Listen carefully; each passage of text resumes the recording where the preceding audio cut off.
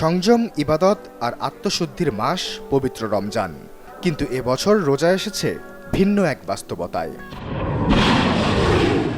রমজানের মাত্র ১১ দিনের মাথায় যুক্তরাষ্ট্র ও ইসরায়েল ইরানে হামলা শুরু করে। এবার নগদে পাচ্ছেন হেলিকপ্টার অফার, তাই কেনাকাটার পেমেন্ট নগদে করুন আর বুঝে নিন ২,০০০ টাকারও বেশি ক্যাশব্যাক সহ হেলিকপ্টার রাইড। পেমেন্ট শুরু করুন আজই। মুসলিম বিশ্বের কাছে এই সময়টি অত্যন্ত পবিত্র, তাই মধ্যপ্রাচ্যে রোজাদার মুসলিমরা ইফতার করছেন হামলার শঙ্কা নিয়ে। তারাবি পড়ছেন বন্ধ মসজিদের বাইরে দাঁড়িয়ে। ইরানের বিভিন্ন শহরে চলছে বিমান হামলার আতঙ্ক। দেশটিতে সরকারিভাবে ইবাদত ও জনসমাগমে আরোপ করা হয়েছে কঠোর বিধিনিষেধ। বিমান হামলার শঙ্কায় মসজিদের পরিবর্তে বেসমেন্ট বা সেফ হাউসে নামাজ ও রোজা পালন করছেন ইরানি মুসলমানরা। ড্রোন হামলা এড়াতে সেহরি ও ইফতারে জনগণকে আলোর ব্যবহার কমাতে নির্দেশ দিয়েছে তেহরান প্রশাসন। ইসরায়েলি আগ্রাসনের মুখে দক্ষিণ লেবানন এখন প্রায় জনশূন্য।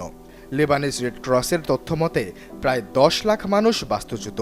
তারা আশ্রয় নিয়েছে বৈরুতের বিভিন্ন ঐতিহাসিক মসজিদে, যেখানে লাইনে দাঁড়িয়ে সামান্য ডাল ও রুটি দিয়ে ইফতার ও সেহরি করছেন লেবানীয়রা। ইরানের ড্রোন হামলার পর কাতার এখন উচ্চ সতর্কতায়।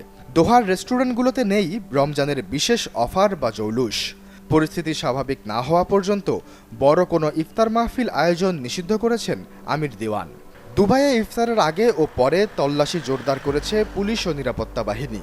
কুয়েতে সাপ্লাই চেইন সম্পূর্ণ ভেঙে পড়ায় বাজারে দেখা দিয়েছে আটা ও তেলের তীব্র সংকট।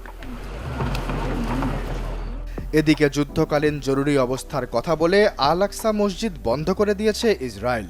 ইতিহাসে এই প্রথম রমজান মাসে আল আকসায় নামাজ পড়তে পারছেন না ফিলিস্তিনি মুসল্লিরা। ব্যবহার হচ্ছে না অধিকৃত পশ্চিম তীরের হেব্রনে ইব্রাহিম মসজিদও। আশ্বাস চৌধুরী, চ্যানেল 24।